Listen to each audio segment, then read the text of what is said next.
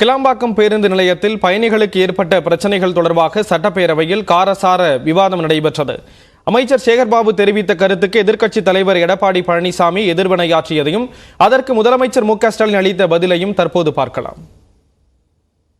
கிளாம்பாக்கம் பேருந்து நிலையத்தை பொறுத்தளவில் எதிர்க்கட்சி தலைவருடைய நேற்றைய குற்றச்சாட்டிற்கு பதில் சொல்வதென்றால், இதுவரையில் பயணிகள் யாரும் கழிப்பறை இல்லை என்று புகார் சொல்லவில்லை, குடிநீர் வசதி இல்லை என்று புகார் சொல்லவில்லை, உணவு இல்லை என்று புகார் சொல்லவில்லை, குழந்தைகளுக்கு பால் இல்லை என்று புகார் சொல்லவில்லை.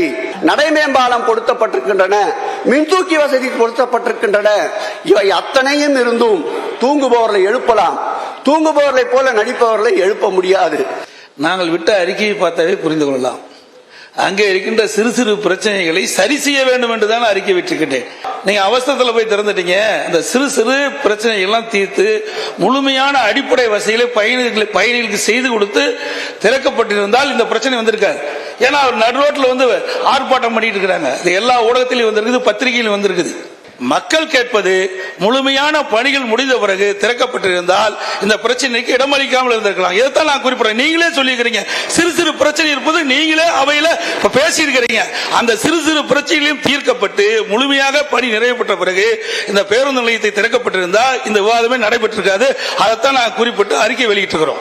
எதிர்கட்சி தலைவர்கள் சொன்னது போல சிறு சிறு பிரச்சனைகள் மட்டுமல்ல, பெரும் பெரும் பிரச்சனைகள் எல்லாம் இருந்தது. அதையும் தீர்த்து வைத்து தான் திறந்து வைத்திருக்கிறோம். அவரே சொல்லி இருக்கிறார், இன்னும் ஏதேனும் பிரச்சனை இருந்தால் சொல்லுங்கள், நேரடியாக வாருங்கள், அழைத்து செல்கிறோம், நீங்கள் சொல்லுகிற குறைகளை கூட நாங்கள் தீர்த்து வைக்க காத்திருக்கிறோம் என்றுதான் பெருந்தமையாக சொல்லி இருக்கிறார்.